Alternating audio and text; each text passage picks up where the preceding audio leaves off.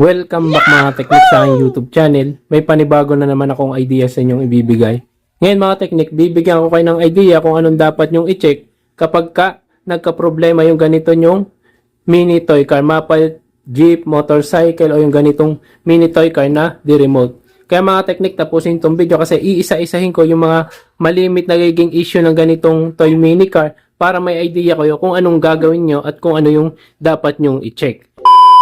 Mga teknik, at sa bago pa nating ka-teknik, iniimbitahan ko po kayo na sumali kayo sa aking raffle. Pwede kayo mga teknik manalo ng libreng LCD, libreng gawa ng cellphone. Mga teknik, ang gagawin nyo lang ay magko-comment kayo kung anong problema ng cellphone nyo at kung anong kailangan ng LCD. Pagka napili kayo mga teknik doon sa ating raffle, pwede na kayong manalo ng libreng LCD at libreng gawa ng cellphone. Kaya mga teknik, ano pang hinihintay nyo? Like, share, and subscribe. Lagay ko po mga teknik yung link sa description. Una, mga kateknik, dun muna tayo sa mabagal yung takbo. Kapag ka mga teknik, halimbawa mabagal ang takbo, naandar naman siya, pero ano siya, hindi kayang umandar kapag ka may sakay ng bata. Ang unang i-check mga kateknik ay yung kanyang battery. Yan, yung battery niyan mga teknik, kalimitan, mapa motorcycle, jeep o yung ganitong mga toy car ay na dito sa mismong upuan. Yan mga kateknik. Kasi mga teknik, halimbawa may katagalan na yung inyong toy car na ganito, ang nagiging issue niyan yung battery, kumbaga mahina na. Ang gagawin niyo diyan mga kateknik, need nyong i-tester ito. Kasi ito ay 6 volts, kapag kaya ay nag 4.2 volts na lang or 4 volts, 5 volts pababa, ibig sabihin palitin na yung battery. Ito yung papalitan ninyo. Yan. Kalimitan naman yung nasa ilalim ng upuan. Kapag halimbawa mga teknik, magtataka kayo bakit nagana yung kanyang music.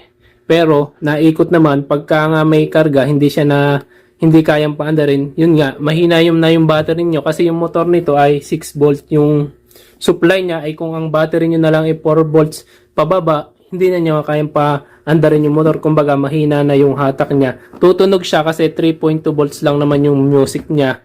At iikot pa rin yung motor niya. Yun nga lang, mahina. Kapag may karga, hindi na kaya. Ang may problema ay battery.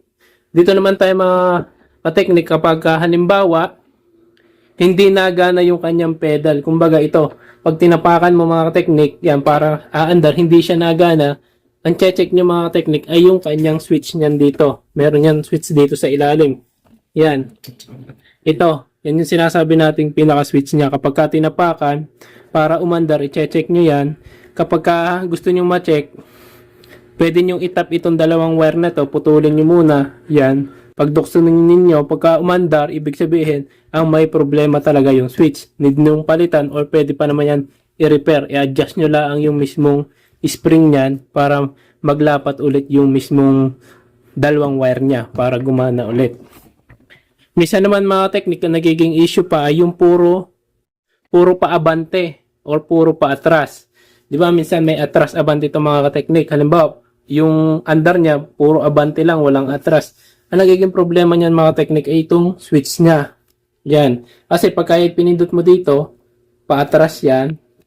Pagka dito naman, paabante.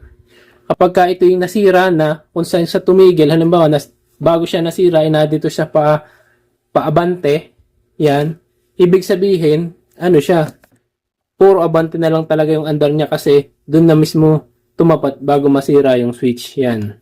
Kasi pagka nakagitna yan, remote yung magpapagana dyan. Halimbawa, hindi mga teknik nagana yung remote, posibilidad din na sira itong switch, gawa ng, pag nakagitna yan, remote yung magpapa-andar dyan.